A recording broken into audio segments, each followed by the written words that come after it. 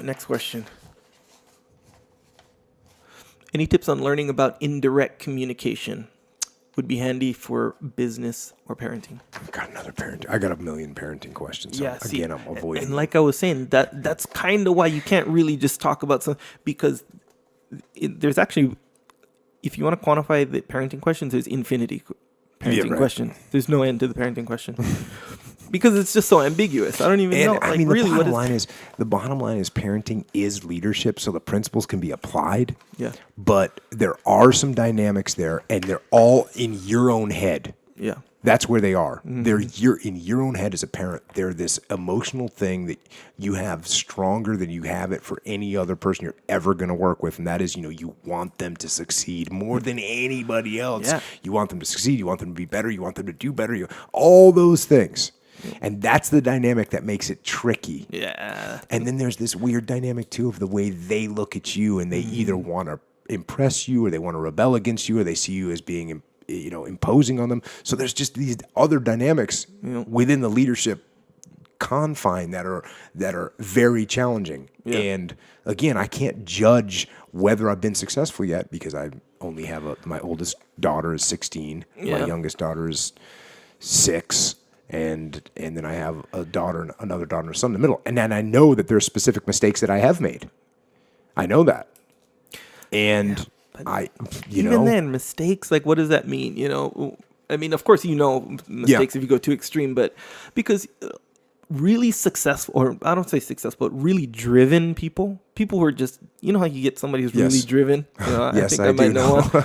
But it's usually because some need, during development wasn't fulfilled. And I'm not saying, and you can't even say it's a bad thing, because as a result, they're driven because psychologically it's like a need that needs to be fulfilled. So since that little cup remained kind of empty a little bit, they're trying to fill it with all these other things because life went on, new skills, new developments, new situations. And they're still trying to fill that little psychological cup. And it's manifesting in this other way, through business, through, being a Navy SEAL, jiu-jitsu champion, whatever it may be. But typically, and I'm not saying every single time, I'm sure there's exceptions. Or maybe there's not exceptions, I don't know. But nonetheless, you can usually find some need that went unfulfilled somewhere for people who are super driven. So if you made a mistake parenting, was that really a mistake? In that kind of situation. So like I said, the point is it's so ambiguous. You think what is a successful parent? Yeah, that's my point. That's why I don't want to talk to people about parenting, because I don't know. I don't feel like an authority on it. Right. That should be giving instruction. Yeah, it's hard to even. How can you be? I mean, I think I'm doing an okay job. Well, yeah. So you figure if they're not in jail or super addicted to like drugs or something like this, or then you can say, okay, I think in my opinion, I'm within the confines of being a successful parent. And you know what? Since we're talking about it, you see some kids. I've known kids, kids I grew up with nice parents and all that, and they go off the rails. Yeah. And that's really scary. Do you blame the parents? I mean, I don't know. In my opinion, it's because of the parents, yes. But that's not the question, though. Do you blame the parents? I don't know. And we got a question on here about nature and nurture, so I'm going to talk about that here in a minute. But indirect communication. Yeah, let's get back to this. So indirect communication is obviously extremely powerful. It's also tricky to pull off because you can't let your emotions show and you can't just speak your mind. You have to think about what you're going to say. You have to think about how it will be received and understood by the person or by the people that you're talking to.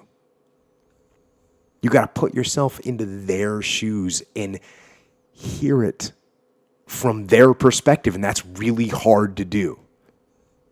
And the other piece about this, another piece to think about if you're trying to improve your indirect communication, go into your conversations with a goal. Not just a goal of the conversation itself, but a strategic goal of what you're trying to accomplish. A commander's intent. Why are you having this conversation? What is the end game? What is the end state? What are you trying to make happen? Yeah. And keep that in mind as you talk to this person or this group of people, and then read and react to see how you're saying and how much what you're saying is leading to the end state that you're looking for. Yep. Because sometimes we just think about the conversation itself, and the conversation itself doesn't matter. What are you trying to do in the end state? It's like we talked about before a few podcasts ago. The argument that you're having, whether you're right or whether you're wrong, doesn't matter. What matters is the end state. Where are you trying to get this to be?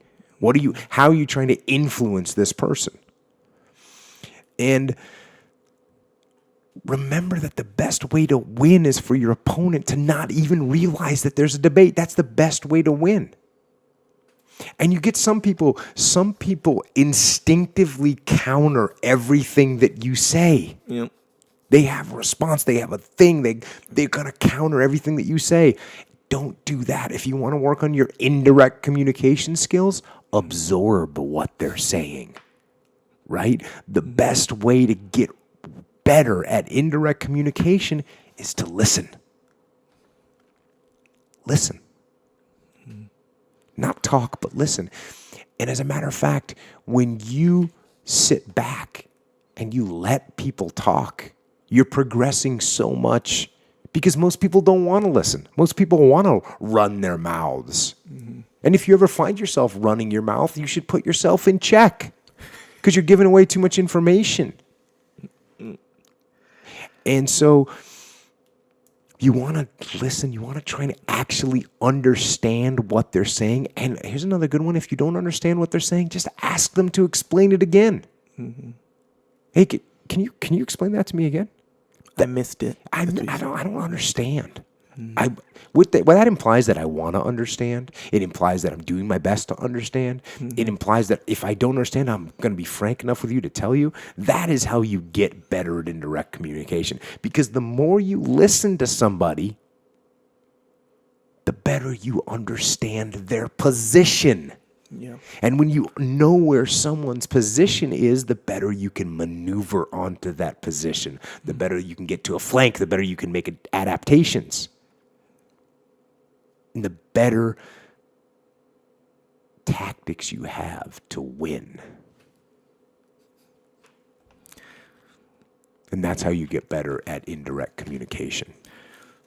Yeah, you mentioned how you don't, like, if you don't listen, and you know how you fail to put yourself in the other person's shoes, right? There's this thing called the curse of knowledge, right? So let's say I'm this high-level CEO.